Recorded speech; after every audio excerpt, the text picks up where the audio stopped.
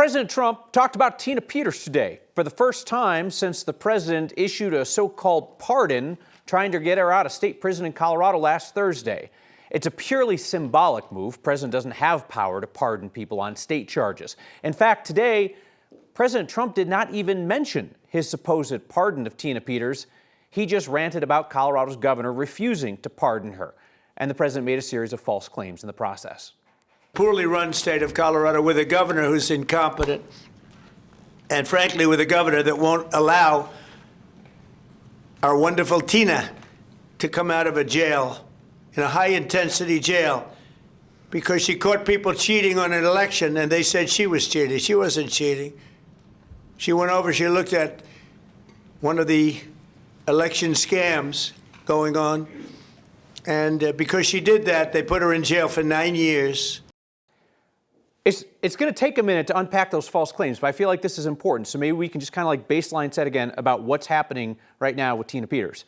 Trump claims that Peters caught people cheating on an election. That is not true.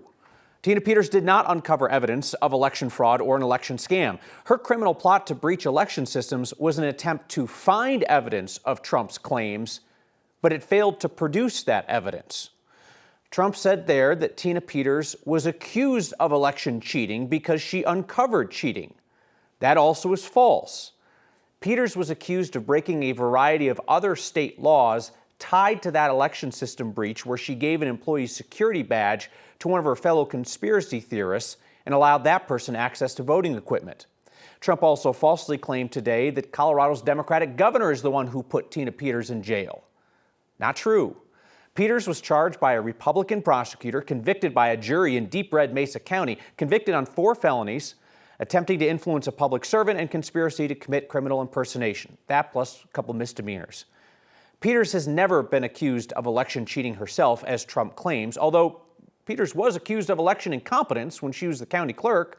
She failed to collect and count the ballots in the drop box right outside her election office. Those 574 ballots were only discovered in the drop box the following election year. Peters initially took responsibility for the error, then later said that she was the victim of a conspiracy that was set up to make her look foolish.